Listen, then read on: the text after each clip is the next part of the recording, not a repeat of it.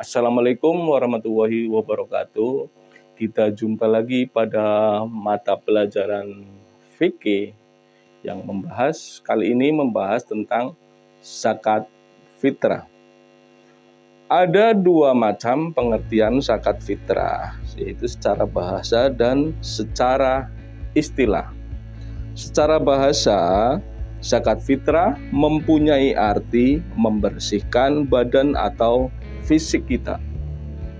Adapun secara istilah, zakat fitrah adalah memberikan harta yang berupa makanan pokok. Ingat, makanan pokok kita yang akan diserahkan kepada golongan atau orang yang berhak menerima dengan syarat-syarat tertentu.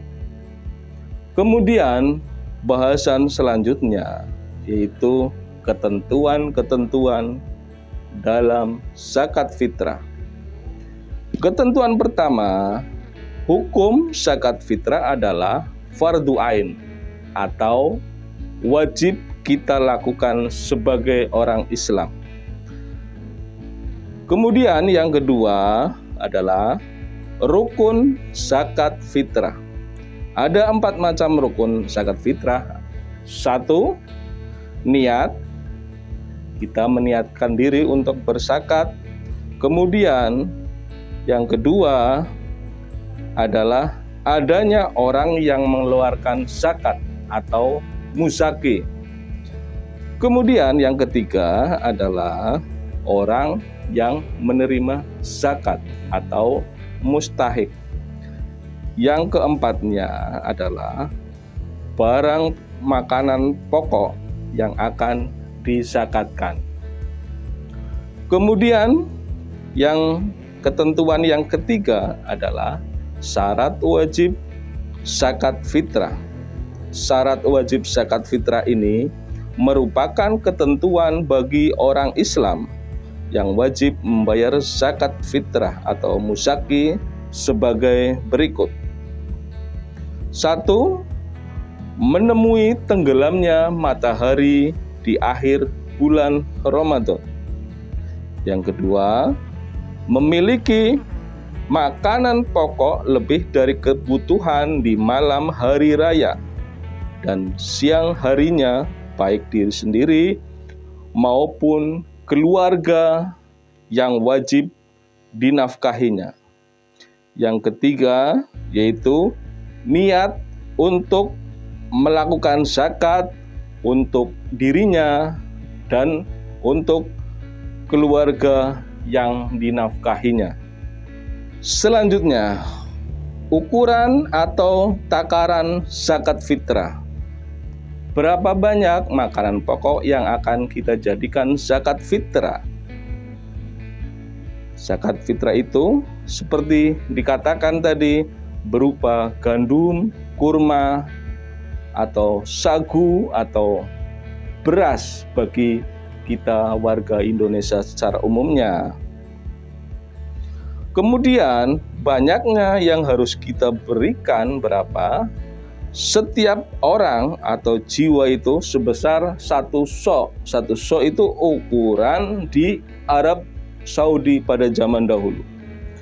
Kalau di Jawa Tengah khususnya itu, kalau di kampung-kampung itu bisa berupa beruk.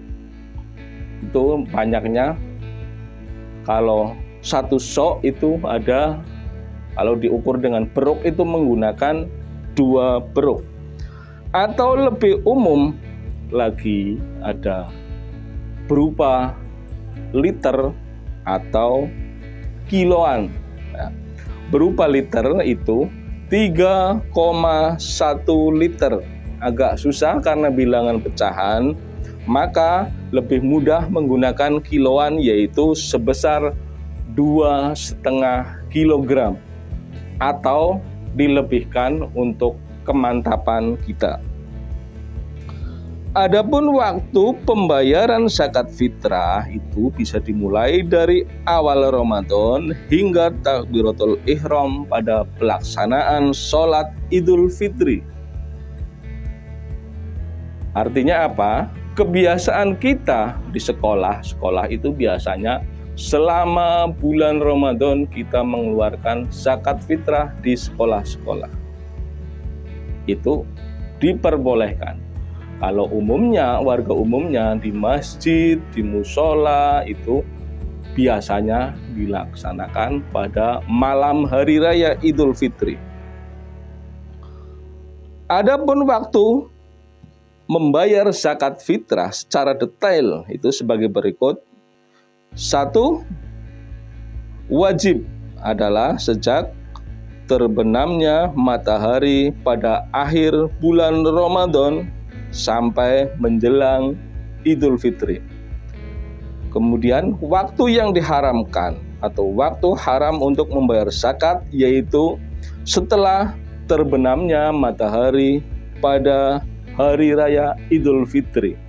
Kemudian waktu yang paling afdol dilaksanakan sesudah subuh tanggal 1 Syawal sebelum sholat Idul Fitri.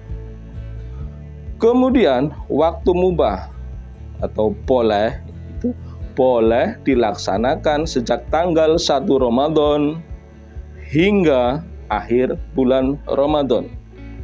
Kemudian waktu yang dimakruhkan untuk melaksanakan zakat fitrah adalah sesudah sholat Idul Fitri sampai terbenamnya matahari pada hari 1 Syawal. Kemudian ketentuan selanjutnya yaitu orang yang berhak menerima zakat fitrah itu siapa saja. Kita mengenalnya sebagai al-asnafus samaniyah atau 8 golongan orang-orang yang berhak menerima zakat. Siapa saja? Yang pertama yaitu fakir. Orang fakir adalah orang yang memiliki pekerjaan tetapi masih kurang dalam memenuhi kebutuhan pokoknya. Yang kedua adalah miskin. Siapakah orang-orang miskin itu? Orang miskin adalah orang yang memiliki harta tetapi hanya cukup untuk memenuhi kebutuhan hidupnya atau pas-pasan. Yang ketiga, amil. Amil adalah orang atau badan yang mengelola pengumpulan zakat dan pembagian zakat. Di Indonesia, pengelola zakat adalah Basnas atau Badan Amil Zakat Nasional. Itu secara resmi, yang resmi ditunjuk sebagai amil di Indonesia. Kemudian yang keempat adalah mu'alaf. Mu'alaf adalah orang yang masih lemah imannya karena baru mengenal dan masuk sebagai orang Islam. Karena masih lemah imannya, maka dibantu sebagai penerima zakat fitrah agar imannya menjadi lebih kuat. Kemudian selanjutnya yang kelima yaitu rikob atau budak mukotob, yaitu budak sahaya yang memiliki kesempatan untuk merdeka tetapi tidak memiliki harta benda untuk menebusnya. Nah, itu zaman dulu ada perbudakan. Kalau zaman sekarang itu sudah tidak ada perbudakan. Kemudian selanjutnya adalah yang keenam yaitu ghorim. Ghorim adalah orang yang memiliki banyak hutang tetapi orang tersebut tidak dapat melunasinya. Dengan diberikannya zakat fitrah diharapkan orang tersebut bisa memenuhi wajibannya membayar hutangnya. Kemudian fisabilillah, yaitu orang yang berjuang di jalan Allah sedangkan dalam perjuangannya tidak mendapatkan gaji dari siapapun. Kalau di Indonesia itu biasanya para ustadz, guru mengaji kita. Kemudian yang terakhir yang ke-8 yaitu Ibnu Sabil. Ibnu Sabil ialah apa? Ibnu Sabil ialah orang yang kehabisan bekal selama perjalanan sehingga sangat membutuhkannya. Perjalanan itu dalam rangka syiar Islam untuk menegakkan kalimatullah, untuk menegakkan ajaran Islam. Itu perjalanannya. Tidak untuk melaksanakan maksiat. Demikian materi pelajaran zakat fitrah yang dibahas pada pertemuan kali ini. Selanjutnya silahkan kalian pelajari masalah zakat fitrah, kalian diskusikan bersama guru dan teman-teman kalian. Terima kasih. Assalamualaikum warahmatullahi wabarakatuh.